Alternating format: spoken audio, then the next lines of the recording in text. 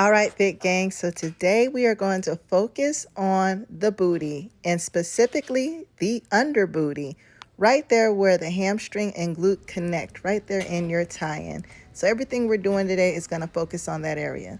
One very important thing to remember, especially when working the hamstring, is that you want to make sure it gets a really good stretch. Whatever muscle is getting that stretch is getting the engagement. Now here with the deadlift, you don't want to go all the way down to the floor. That's going to put more back into it. You want to get down till you get a nice good stretch in the hamstring, and then using my muscle connection, use your hamstring to pull that weight up, not your lower back. My muscle connection is so important when training the glutes and the hamstrings because they are some of the harder muscles to train because most people just can't feel it.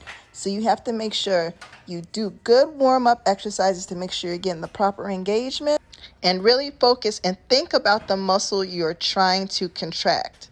The contraction is so important.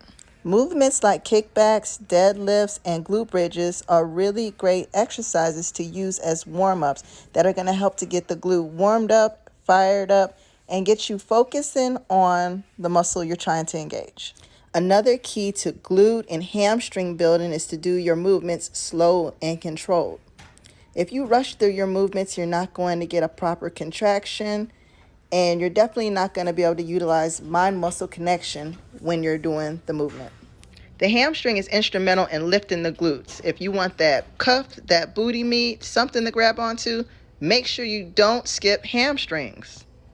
Now this next movement may look a little weird, but trust me, after completing the hamstring curl, you want to lift your hips off the bench and squeeze your glutes.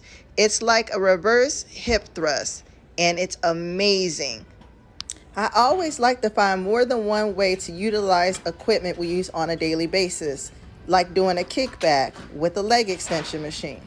I find this a lot easier than using the Smith machine or the cables. I just adjust the weight and I'm able to use the pad to kick back. And one of the cool things is that it has a great range of motion too. You can really not only kick back in a donkey kick position, but really extend the foot to get a really good squeeze in the glute.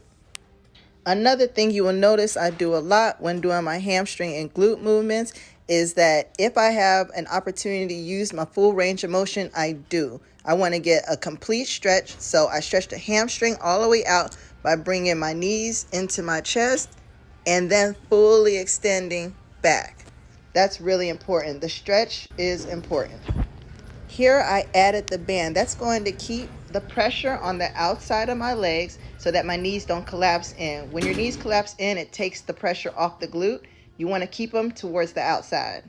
Another important tip when trying to grow your glutes is wider and deeper. The wider your stance, the more it takes the emphasis off the quad, and the deeper you go, the more it's going to put emphasis on the glute as well. So keep it wide, keep it deep.